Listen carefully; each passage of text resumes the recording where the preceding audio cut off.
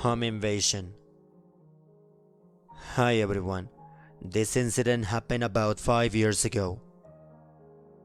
It is a story that I never really tell anyone anymore because most people are either uncomfortable hearing it or make well-meaning comments about what I should have done in this situation without really understanding how directly your mind works when you are experiencing absolute panic.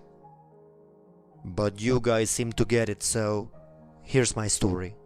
I was living in a relatively nice apartment in downtown Memphis, working as an ophthalmic technician. I arrived home from work at my usual time, around 4:30 p.m. I unlocked the door and I went inside. I set my phone, my wallet, and my keys on the kitchen island, hearing my heavy metal door swing shut loudly behind me, and I began taking care of some errands around the house. Having grown up in a small town, it was a habit for me to not lock my door during the day, especially when I knew my husband would be home soon anyway. I have never forgotten to lock my door once in the 5 years since this day. I walked through my bathroom and into the large walk-in closet, and I began hanging the laundry that I had started earlier in the day before work. My front door opened and I smiled with surprise. My husband was home a little early, and I happily called out to him. I'm here, babe. I was met with silence, and I slowly began to feel that sinking feeling of something is wrong crawl up my spine. I tried to shake it off, thinking my husband simply hadn't heard me, and I walked out into my living room/kitchen area. Standing on the other side of my kitchen island was a complete stranger. He was male, older than me. I would estimate his 50s, but it's hard for me to recall exact facial features or details from this moment. And he was just standing there, staring at me. No ski mask, no weapon, just watching me. I wonder if he had maybe walked into the wrong apartment and was going to apologize and leave, but he just continued to stare. I then realized I needed to do something other than just gape at this stranger in my house. I stood taller.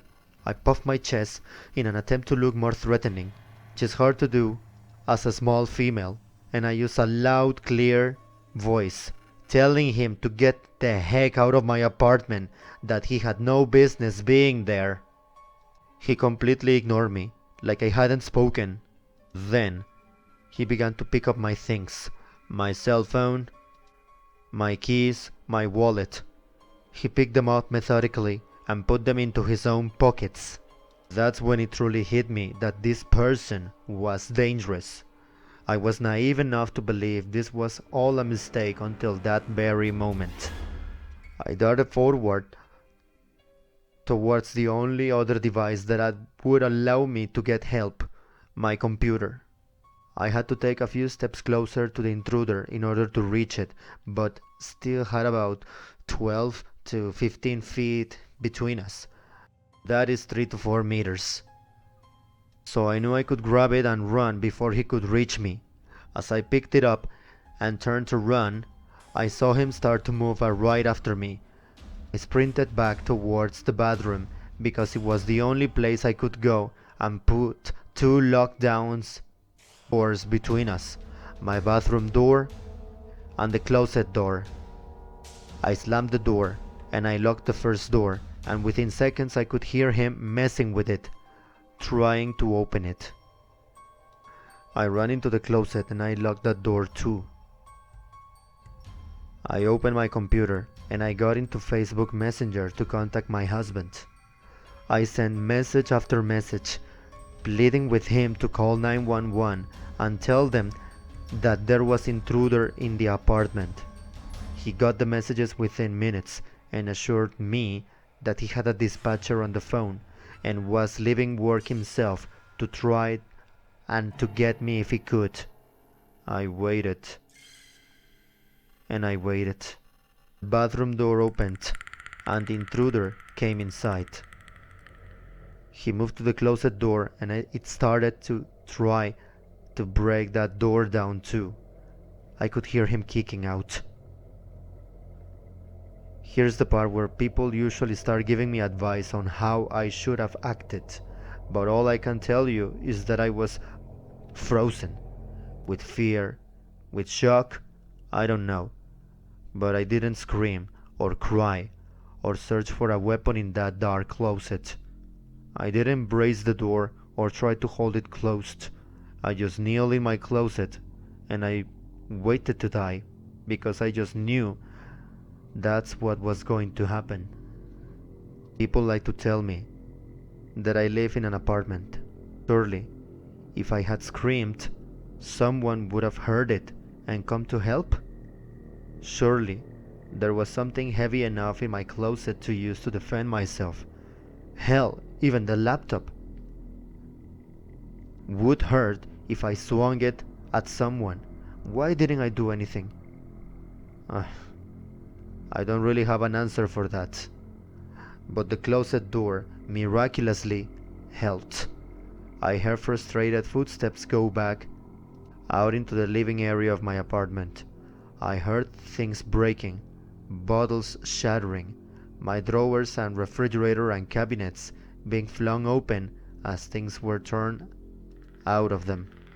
I continued to sit in that closet, silently crying, wanting to leave, but feeling that death was inevitable. I feel awful about my selfishness in that moment, but I messaged my mom, who lived about a 15-hour drive away, and I told her what was happening. I desperately wanted comfort, and I want her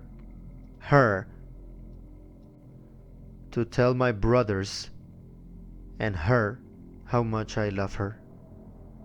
I'm not a parent, but I can only imagine the fear and helplessness I put her through, knowing her daughter was in danger and there was nothing she could do to help. She messaged me constantly, begging me to keep replying. I told her I would as long as I could, but I also told her to tell my brothers I love them. I told her also to help my husband through whatever happened next, if it ended badly for me.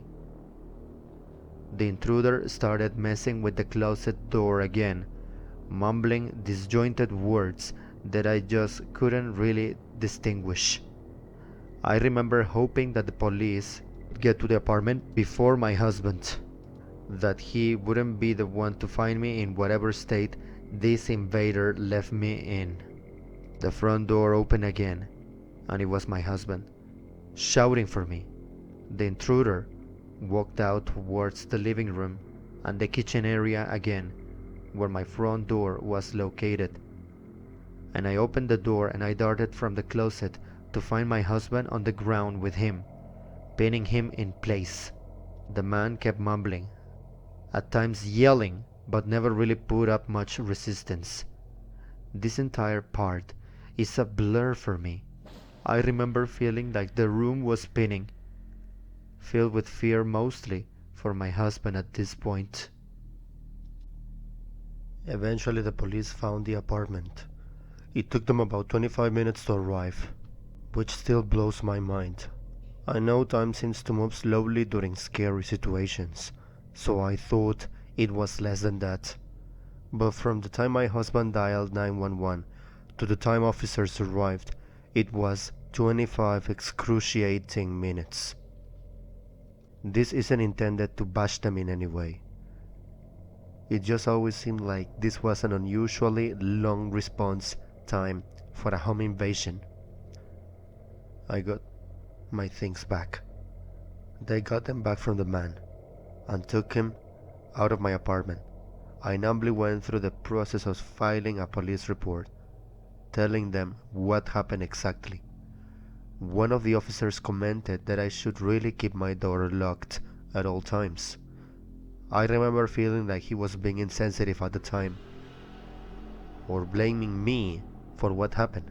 But later, I recognized his words were coming from experience. I'm sure he's seen the situation end differently for other women. Within 30 minutes, the scariest incident of my life was over. But I've carried the fear, the violation, the anxiety of having someone intrude into my space for years. If it happened to me once again, it could happen again. If you made it this far, thanks for listening. Please consider continuing, because this isn't all doom and gloom.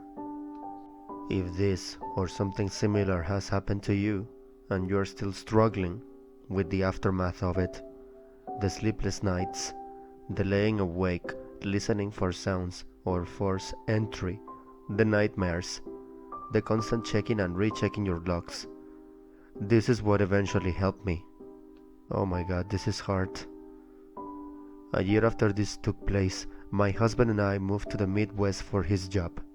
We selected a safe town with a nice apartment complex and chose a third-floor apartment with only one point of entry.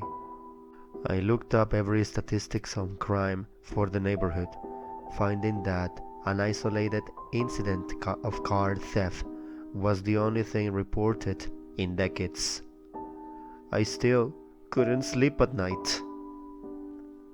It was definitely better than staying in the same apartment in Memphis, but my husband often works night shifts now, and I simply couldn't continue being terrified to sleep at night. I realized my biggest fear wasn't that something could happen again, but that if it did, I was just as unprepared now as I was then.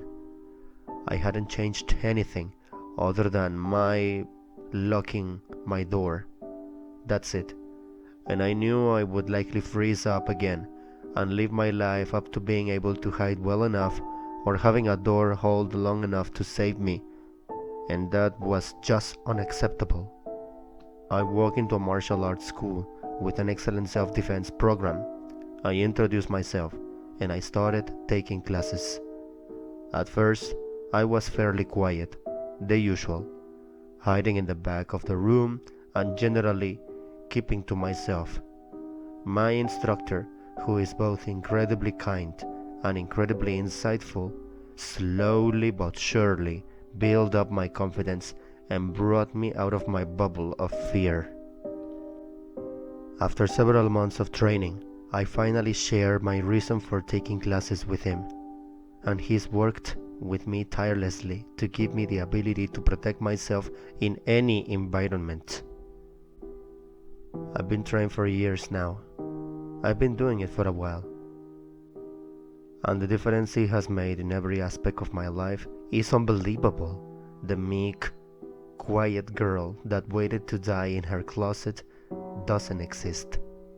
I am a confident person. I am strong, confident. I am worthy of living and protecting myself in my own home. I no longer am ashamed of how I handled the situation I was in, but I also understand what steps I can take to ensure that I am safe. It wasn't easy, and it didn't happen overnight, but it was worth it. Recognize this might not be a solution or option for everyone. Your experience is valid, and however you decide to cope with your own story is the right choice for you. This is how I happened to it. And it's worked well for me. Thank you again for listening. I am a little afraid to share this, but I'm not sure how people will respond. Maybe doing so will help someone else that's feeling alone with this. If anyone is struggling with their own story and wants a kind ear to listen, I'm here. Stay safe out here and out there.